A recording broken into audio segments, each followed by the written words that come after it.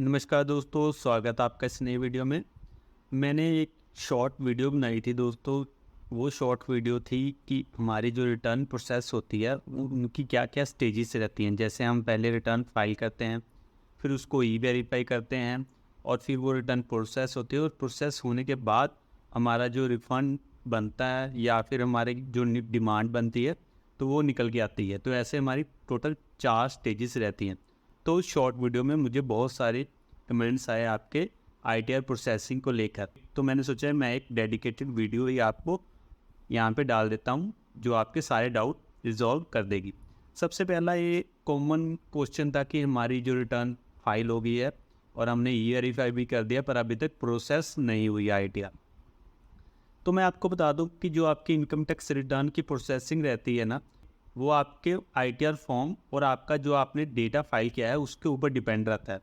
मान लीजिए अगर आपने आईटीआर 3 फॉर्म सबमिट किया है तो वो आईटीआर 3 फॉर्म जो है टाइम लेता है प्रोसेसिंग होने में, इन कंपैरिजन टू अगर आपने आईटीआर 1 फाइल किया या फिर आईटीआर 4 फाइल किया।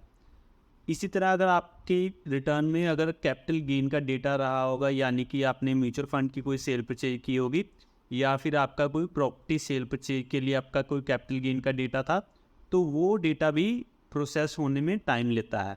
तो अगर आपका कुछ ऐसा डेटा या फिर आपका ऐसा फॉर्म है तो वो जो है रिटर्न आपकी समय लेगी प्रोसेसिंग होने में। नॉर्मली जो है रिटर्न 1 से 2 महीने में प्रोसेस हो जाती है, कोई भी रिटर्न अगर हो तो। और अगर आपकी रिटर्न प्रोसेस हो गई है और अभी तक आपको रिफ़ंड नहीं इशू हुआ है तो उस केस में क्या है, अगर आपका रिफ़ंड बनता है और आपको इंटीमेशन आ गई है 143 में और उस इंटीमेशन में आपको रिफ़ंड वहाँ पे दिखा रहा है, तो विद इन 7 to 10 डेज़ में आपको वो रिफ़ंड आपके बैंक अकाउंट में क्रेडिट हो जाएगा। क्रेडिट तभी होगा अगर आपका जो बैंक वैलिडेट है। उसके लिए आप अपनी प्रोफाइल में जाइए और वहाँ पे अपना बैंक अपडेट में जाइए और वहाँ पे देखिए आपका बैंक वैलिडेट है या नहीं। वहाँ पे आपका बैंक वैलिडेट भी होना चाहिए और वहाँ पे टिक भी लगा होना चाहिए आपका कि आपने रिफ़ंड इसी अकाउंट में लेना है।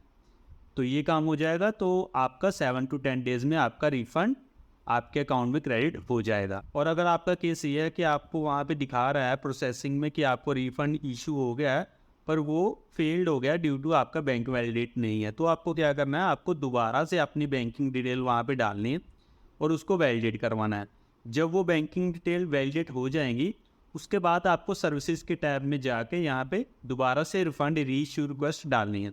उसके लिए आपको वहाँ पे रिफ़ंड रीइश्यू रिक्वेस्ट में जैसे ही आप टिक करोगे वहाँ पे आप ईयर सेलेक्ट करोगे, उसके बाद आप कोई बैंक चूज़ करोगे अपना जिस बैंक अकाउंट में आपने अपनी पेमेंट लेनी है। वो पेमेंट वहाँ पे टिक करने के बाद आपको एक ई वेरिफिकेशन करनी होगी, उसके बाद आपकी रिफ़ंड रीइश्यू की रिक्वेस्ट सबमिट हो जाएगी। तो अगर आपका बैंक वैलिडेट हुआ होगा तो आपको विद इन 2-3 डेज़ में आपका रिफ़ंड क्रेडिट हो जाएगा। और जो प्रोसेसिंग की बात रहेगी वो मैंने आपको बता दिया कि आपका जो प्रोसेसिंग का टाइम है वो आपकी रिटर्न और आपके डेटा के ऊपर डिपेंड है। अगर आप आईटीआर 3 आपने फ़ाइल किया है या फिर आईटीआर 2 फाइल किया है जिसमें आपकी कैपिटल गेन की ट्रांजैक्शंस थी, तो वो जो रिटर्न है वो टाइम लेगी प्रोसेसिंग होने में। नॉर्मली 1 से 2 महीने में रिटर्न प्रोसेस हो जाती है और अगर आपका कोई रिफ़ंड भी है तो वो भी इसी टाइम में आपके अकाउंट में क्रेडिट हो जाता है। आई होप कि इस वीडियो में आपका प्रोसेसिंग के रिलेटेड डाउट क्लियर हो गया है। इस वीडियो में इतना ही, बने रहे हमारे साथ नेक्स्ट वीडियो